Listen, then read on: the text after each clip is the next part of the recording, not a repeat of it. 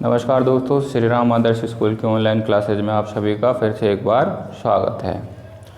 देखो, अपना नवा चैप्टर चल रहा था जिसमें अपने पिछली वीडियो में प्रकाश के परावर्तन को समझ लिया था कि भाई प्रकाश का परावर्तन होता क्या है।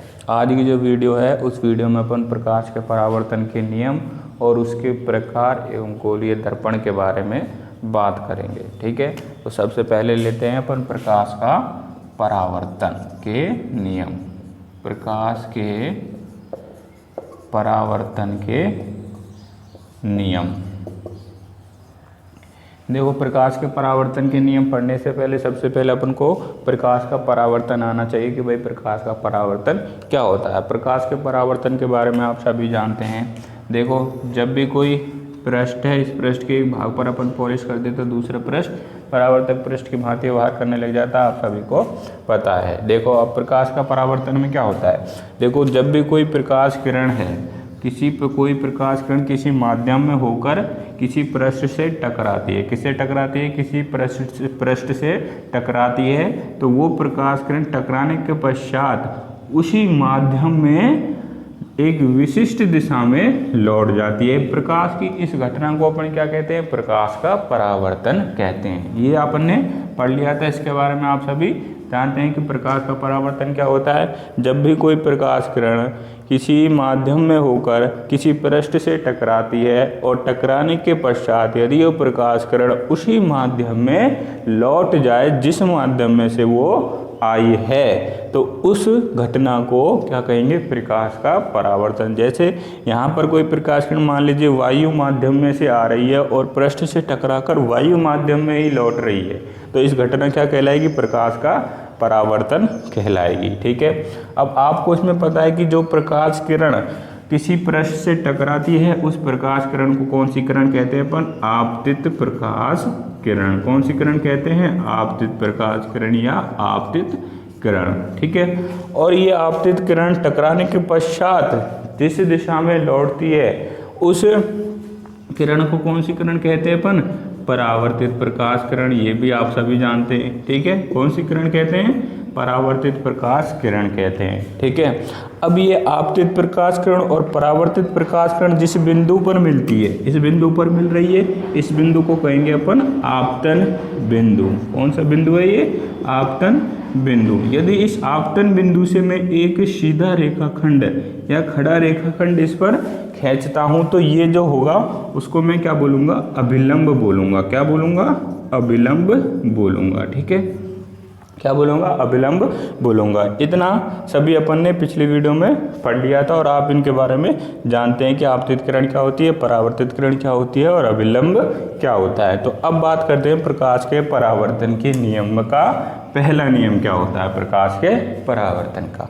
देखो, प्रकाश के परावर्तन में आपतित प्रकाश किरण, परावर्तित प्रकाश किरण और ये अभिलंब जो होता है वो एक ही पृष्ठ पर स्थित होता है। देखो, आपतित प्रकाश किरण हो गई, परावर्तित प्रकाश किरण हो गई और ये अभिलंब हो गया। तीनों किस पर स्थित है? एक ही पृष्ठ पर, मतलब एक ही परावर्तक पृष्ठ पर स्थित है। मतलब ये क्या हो गया? प्रकाश के परावर्तन का पहला नियम। आपतित प्रकाश किरण,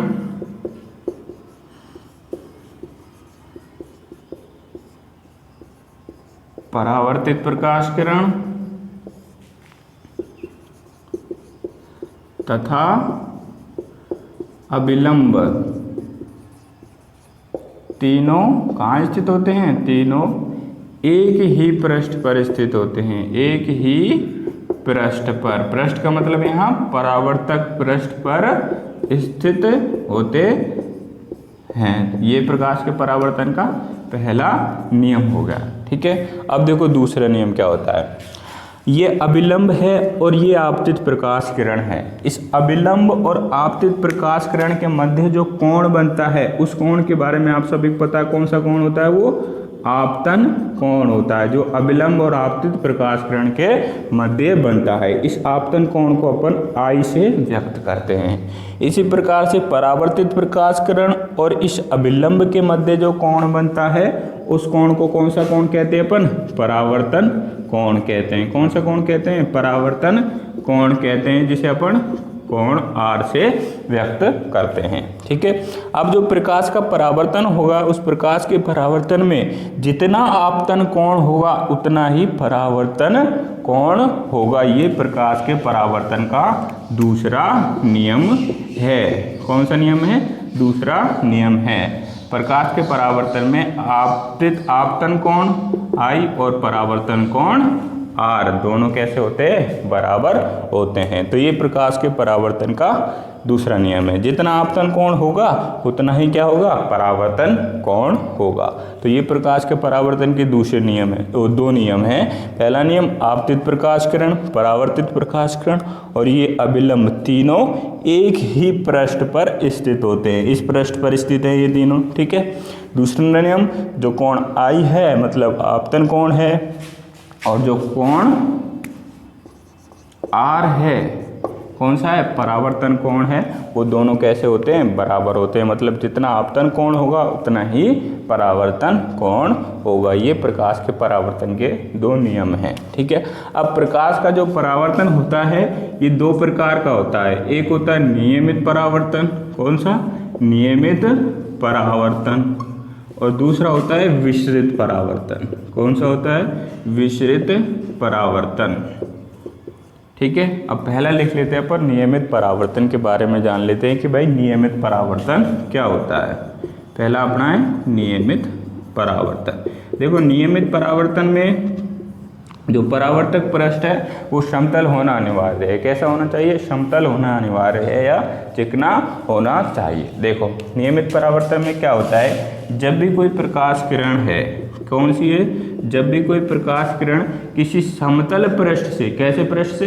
किसी समतल पृष्ठ से टकराती है। ये मान लीजिए एक प्रकाश किरण है, ये कोई दूसरी प्रकाश किरण है, ये कोई तीसरी प्रकाश किरण किसी समतल पृष्ठ से टकरा रही है किसी माध्यम में होकर, तो ये प्रकाश किरण उसी माध्यम में एक निश्चित दिशा में लौट जाती है। जैसे यहाँ से टकराई और टकराने के पश्चात ऐसे लौट गई।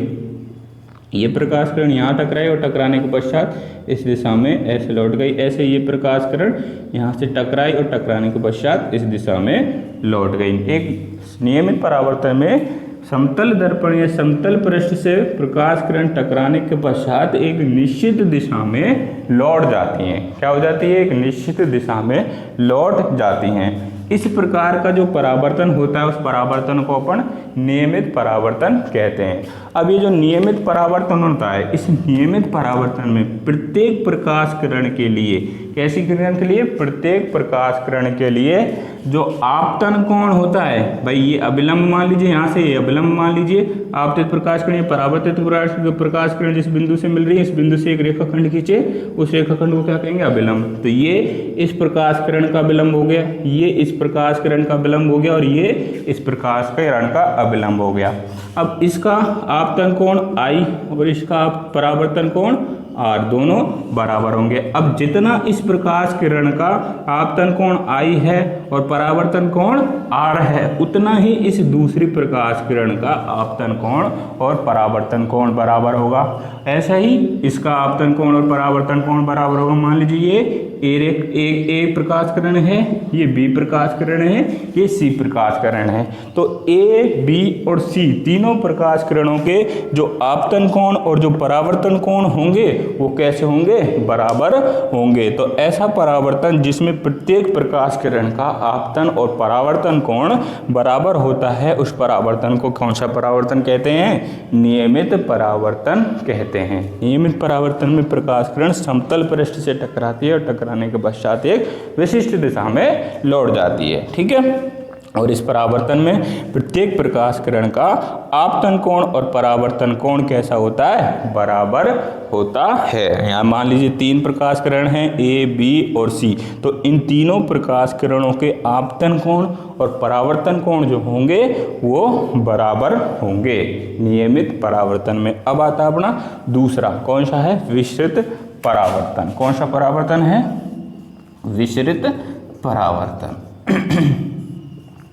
अब देख लेते हैं कि भाई विसरित परावर्तन क्या होता है। देखो विसरित जो परावर्तन होता है इस विसरित परावर्तन में प्रकाश किरण जो होती है जब किसी खुरदुरे पृष्ठ से टकराती है, ठीक है, ये कोई प्रकाश किरण है, ये कोई खुरदरा पृष्ठ है। इस खुरदरे पृष्ठ से जब प्रकाश किरणें टकराएंगी तो वे इस प्रकार से अलग अलग दिशाओं में चली जाएंगी। ठीक है, इस प्रकार से वो अलग अलग दिशाओं में चले जाएंगी। अब मान लीजिए ये कोई प्रकाश किरण है, ये टकराने के पश्चात इस दिशा में आ गई। ऐसे ये कोई प्रकाश किरण है, ये टकराने के पश्चात इस दिशा में चल जाएगी। ये कोई प्रकाश किरण है, यहाँ से आती है, यहाँ टकराने के पश्चात इस दिशा में जा रही है। ये कोई प्रकाश किरण है, ये ऐसे टकराती है और ऐसे निकल जाती है। ठीक है, नियमित परावर्तन में जब कोई प्रकाश किरण किसी खुरदरे पृष्ठ से टकराती हैं तो वो इस प्रकार से विचलित होती हैं। ठीक है, अब इस प्रकार का जो परावर्तन होता है, इस प्रकार के परावर्तन में जो प्रकाश की किरण होती हैं, जैसे ये प्रकाश किरण ए हो गई, ये प्रकाश किरण बी हो गई, ये प्रकाश किरण सी हो गई और ये प्रकाश किरण डी हो गई। अब इन प्रकाश किरणों के जो कोण होते हैं, कौन कौन से, आपतन कोण और जो परावर्तन कोण होते हैं, इन प्रकाश किरणों के आपतन कोण, परावर्तन कोण, तीनों, ये दोनों कोण जो होते हैं वो बराबर नहीं होते हैं विस्तृत परावर्तन में, क्योंकि ये प्रकाश किरण कैसे पृष्ठ से टकराती हैं, खुरदरे पृष्ठ से टकराती हैं। ए प्रकाश किरण है, इसका आपतन और परावर्तन कोण जो होगा वो बी प्रकाश किरण के आपतन और परावर्तन कोण से अलग होगा, क्योंकि देखो ये ऐसे टकराने के पश्चात ऐसी दिशा में जा रही है तो इसका आपतन परावर्तन कोण अलग बनेगा, और बी प्रकाश किरण ऐसे टकराने के पश्चात ऐसे जा रही है तो इसका आपतन और परावर्तन कोण इसकी तुलना में कैसा होगा, अलग होगा। मतलब विस्तृत परावर्तन में प्रत्येक प्रकाश किरण के आपतन व परावर्तन कोण अलग अलग होते हैं, बराबर नहीं होते हैं। ठीक है, तो ऐसे परावर्तन को कौन सा परावर्तन कहते हैं, विचलित परावर्तन कहते हैं। अब इनके आपतन परावर्तन कोण अलग अलग क्यों होते हैं, क्योंकि ये खुरदरे पृष्ठ से टकराती हैं, टकराने के पश्चात इनके आपतन और परावर्तन कोण, प्रकाश किरणों के आपतन और परावर्तन कोण बदल जाते हैं। जबकि ये समतल पृष्ठ से टकराती हैं, जिसके कारण इन सभी प्रकाश किरणों के आपतन और परावर्तन कोण कैसे रहते हैं, सामान्य या वही बने रहते हैं जो पहली प्रकाश किरण के थे। जैसे ए प्रकाश किरण का जो आपतन और परावर्तन कोण है वही बी का होगा, और वही आपतन और परावर्तन कोण सी प्रकाश किरण का होगा। ठीक है, तो ये प्रकाश का परावर्तन दो प्रकार का होता है, एक नियमित और दूसरा विस्तृत परावर्तन। नियमित परावर्तन में आपतन कोण और परावर्तन कोण बराबर होते हैं, और सभी प्रकाश किरणों के आपतन और परावर्तन कोण बराबर होते हैं, और विस्तृत परावर्तन में सभी प्रकाश किरणों के आपतन परावर्तन कोण बराबर नहीं होते हैं। ठीक है, तो ये प्रकाश का परावर्तन, उसके प्रकार और उसके दो नियम हो गए। ठीक है, अब इसके बाद अपन दर्पण के बारे में पढ़ेंगे कि दर्पण क्या होते हैं, दर्पण कितने प्रकार के होते हैं। देखो, अब अपन डाल लेते हैं दर्पण। नेक्स्ट टॉपिक है अपना दर्पण। देखो, जो दर्पण होते हैं वो दो प्रकार के होते हैं। एक होता है समतल दर्पण, कौन सा होता है, एक होता है समतल दर्पण और दूसरा होता है गोलीय दर्पण। कौन सा होता है, गोलीय दर्पण। अब पहला ले लेते हैं कि अपना समतल दर्पण की समतल दर्पण क्या होता है। देखो, समतल दर्पण क्या होता है।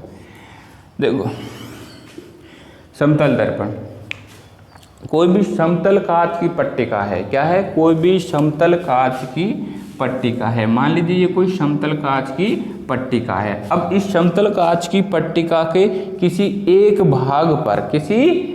भाग पर यदि मैं रजत पॉलिश कर दूं, कौन सी पॉलिश कर दूं, रजत पॉलिश कर दूं, तो इसका जो दूसरा भाग होगा, मान लीजिए ये कोई समतल दर्पण है, इस समतल दर्पण के इस भाग पर मैंने रजत पॉलिश कर दी। ठीक है, तो इसका ये जो दूसरा भाग होगा वो भाग परावर्तक पृष्ठ की भांति व्यवहार करने लग जाएगा। जैसे ये कोई समतल दर्पण, इस समतल दर्पण के इस भाग पर तो मैंने रजत पॉलिश कर दी, तो जैसे इस भाग पर मैं रजत पॉलिश कर दूंगा तो इसका जो दूसरा विपरीत भाग होगा वो भाग कैसे व्यवहार करने लग जाएगा, परावर्तक पृष्ठ की भांति व्यवहार करने लग जाएगा। तो ऐसे दर्पण को कौन सा दर्पण कहेंगे, अपन समतल दर्पण कहेंगे।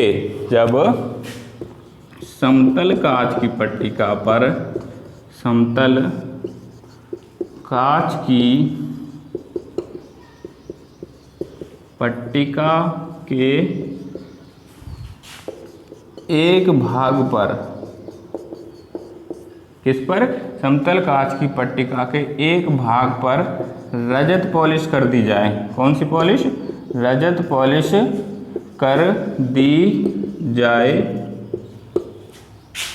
तो दूसरा भाग, कौन सा भाग? उसका दूसरा भाग परावर्तक पृष्ठ की भांति व्यवहार करता है। कैसे व्यवहार करता है? परावर्तक पृष्ठ की भांति व्यवहार करता है, व्यवहार करता है। तो ऐसे दर्पण को, कैसे? ऐसे दर्पण को कौन सा दर्पण कहते हैं? समतल दर्पण कहते हैं। समतल दर्पण आपको समझ आ गया होगा समतल दर्पण क्या होता है? मान लीजिए ये कोई समतल कांच की पट्टिका है। इस समतल कांच की पट्टिका के एक भाग पर मैं रजत पॉलिश कर दूँ, मान लीजिए इस भाग पर मैंने क्या कर दी? रजत पॉलिश कर दी, तो इसका जो दूसरा भाग होगा, ये वाला भाग जो होगा वो परावर्तक पृष्ठ की भांति व्यवहार करने लग जाएगा। तो ऐसे दर्पण को कौन सा दर्पण कहते हैं? अपन समतल दर्पण कहते हैं। अब इस समतल दर्पण पर जो प्रतिबिंब बनता है, जो हमारी आकृति बनती है, वो आकृति या जो प्रतिबिंब होता है वो आभासी प्रतिबिंब होता है। कैसा प्रतिबिंब होता है? समतल दर्पण पर जो प्रतिबिंब बनता है वो कैसा प्रतिबिंब बनता है? आभासी प्रतिबिंब बनता है। और ये प्रतिबिंब उतनी ही दूरी पर बनता है जितनी दूरी पर हम खड़े हैं। मान लीजिए ये कोई समतल दर्पण है, ठीक है? क्या है? ये कोई समतल दर्पण है। यहाँ पर कोई वस्तु रखी है या यहाँ पर कोई व्यक्ति खड़ा है, तो इस समतल दर्पण में जो प्रतिबिंब बनेगा, जैसे अब इस समय ये कोई समतल दर्पण है, यहाँ पर कोई प्रतिबिंब रखा, यहाँ कोई बिंब रखा है, यहाँ कोई वस्तु रखी है, ठीक है? अब इस वस्तु पर इसका प्रतिबिंब बन रहा है। अब इस वस्तु पर इसका प्रतिबिंब कहाँ बनेगा? जैसे अब इस वस्तु और समतल दर्पण के बीच की दूरी इतनी है, ठीक है? तो अब इस दर्पण में जो प्रतिबिंब बनेगा वो इतनी ही दूरी पर इस समतल दर्पण में बनेगा जितनी दूरी पर वस्तु रखी होती है। तो समतल दर्पण में जो प्रतिबिंब बनता है वो उतनी दूरी पर बनता है जितनी दूरी पर वस्तु रखी होती है, और इसका जो प्रतिबिंब होगा वो आभासी प्रतिबिंब होगा। क्यों होगा आभासी प्रतिबिंब? क्योंकि जैसे ही समतल दर्पण में हम अपना प्रतिबिंब देखते हैं तो हमारा जो दायां भाग होता है वो बायां दिखाई देता है, और जो बायां भाग होता है वो दायां दिखाई देता है। मतलब जैसे ये हाथ तो हमें ये वाला दिखाई देगा और ये हाथ हमें ये वाला दिखाई देगा। इसलिए समतल दर्पण में हमारे प्रतिबिंब जो होते हैं वो आभासी होते हैं। या किसी समतल दर्पण के आगे अपन पी आकृति बनाकर रखिए और उसको दर्पण में देखिए तो वो क्यों दिखाई देगी? कैसे दिखाई देगी? क्यों आकृति की दिखाई देगी। मतलब समतल दर्पण में जो प्रतिबिंब बनते हैं वो कैसे बनते हैं? आभासी प्रतिबिंब बनते हैं। इसमें दायां भाग तो बायां हो जाता है और बायां भाग दायां हो जाता है, ठीक है? और इसमें जो प्रतिबिंब बनता है वो उतनी ही दूरी पर बनता है जितनी दूरी पर वस्तु रखी हुई होती है, ठीक है? देखो जैसे मान लीजिए ये कोई समतल दर्पण है, ठीक है? क्या है? ये कोई समतल दर्पण है, ठीक है? इसके एक भाग पर मैंने रजत पॉलिश कर दी तो दूसरा भाग इसका परावर्तक पृष्ठ की भांति व्यवहार करने लग जाएगा।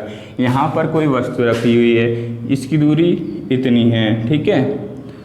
अब यहाँ पर इस पर कोई प्रकाश किरण पड़ रही है और प्रकाश किरण, देखो यहाँ पर कोई वस्तु रखी, यहाँ पर कोई वस्तु रखी है और इसकी दूरी इतनी है। अब यहाँ से कोई प्रकाश किरण आती है और टकराने के पश्चात इस समतल दर्पण से टकराती है और टकराने के पश्चात इस दिशा में ऐसे लौट जाती है, और एक और प्रकाश किरण आती है जो टकराने के पश्चात ऐसे ही इस दिशा में लौट जाती है, ठीक है? उसी माध्यम में लौट जाती है। अब इन दोनों प्रकाश किरणों को मैं अगर पीछे की ओर बढ़ाऊंगा, कहाँ बढ़ाऊंगा? पीछे की ओर बढ़ाऊं। कैसे बढ़ाऊं?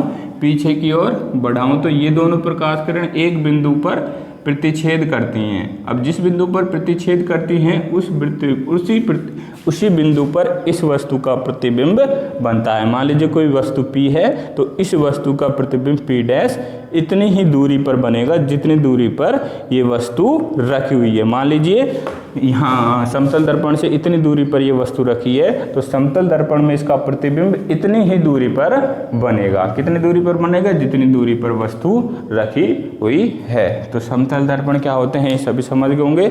जब समतल कांच की पट्टिका के एक भाग पर रजत पॉलिश कर दी जाए तो उसका जो दूसरा भाग होगा वो परावर्तक पृष्ठ की भांति व्यवहार करने लग जाएगा। ऐसे दर्पण को समतल दर्पण कहते हैं।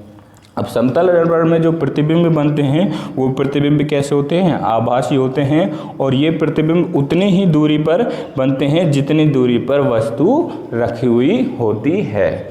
इस प्रकार के प्रतिबिंब जो होते हैं वो आभासी प्रतिबिंब होते हैं। इन प्रतिबिंब में वस्तु का बायां भाग तो दायां दिखाई देता है और दायां भाग बायां दिखाई देता है। मतलब इसके प्रतिबिंब समतल दर्पण के प्रतिबिंब जो होते हैं वो कैसे होते हैं? आभासी होते हैं। ये हो गया अपना समतल दर्पण।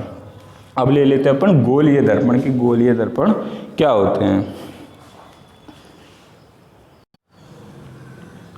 देखो अब कौन सा ले लेते हैं अपन गोलीय दर्पण की गोलीय दर्पण क्या होते हैं। देखो जो गोलीय दर्पण होते हैं वो किसी खोखले गोले का कटा हुआ भाग होते हैं। मान लीजिए कोई खोखले गोले का खोखला गोला है, ठीक है। ये खोखला कांच का कोई खोखला गोला है, ठीक है। ये खोखला कांच का गोला है, ठीक है। अब इस खोखले कांच के गोले को मैं इस प्रकार से काट देता हूँ बीच में से, ठीक है। तो हमें एक तो इस प्रकार की आकृति प्राप्त होगी और एक इस प्रकार की आकृति प्राप्त होगी। अब इन आकृति में से किसी एक आकृति के किसी एक पृष्ठ पर मैं रजत पॉलिश कर दूं। मान लीजिए इस पृष्ठ पर मैं रजत पॉलिश कर देता हूं इस आकृति के, तो इसका जो दूसरा भाग होगा वो दर्पण की तरह व्यवहार करने लग जाएगा। तो ये दर्पण जो होते हैं गोलीय दर्पण वो खोखले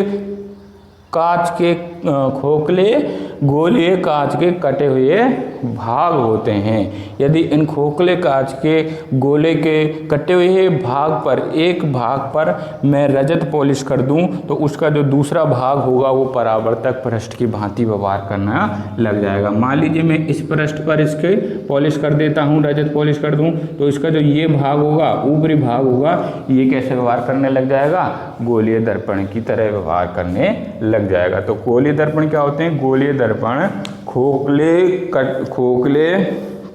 कांच के गोले का कटा हुआ भाग होते हैं जिनके एक पृष्ठ पर पॉलिश कर दी जाए तो दूसरा पृष्ठ जो होता है वो परावर्तक पृष्ठ की भांति व्यवहार करने लग जाएगा। तो ऐसे दर्पण को कौन से दर्पण कहते हैं? गोलीय दर्पण कहते हैं। गोलीय दर्पण जो होते हैं वो दो प्रकार के होते हैं। एक होता है अवतल गोलीय दर्पण और दूसरा होता है उत्तल गोलीय दर्पण। कौन सा होता है? उत्तल गोलीय दर्पण। अब अवतल गोलीय दर्पण और उत्तल गोलीय दर्पण के बारे में अपन कल बात करेंगे, ठीक है। आज की वीडियो में अपन इतना ही बात करेंगे।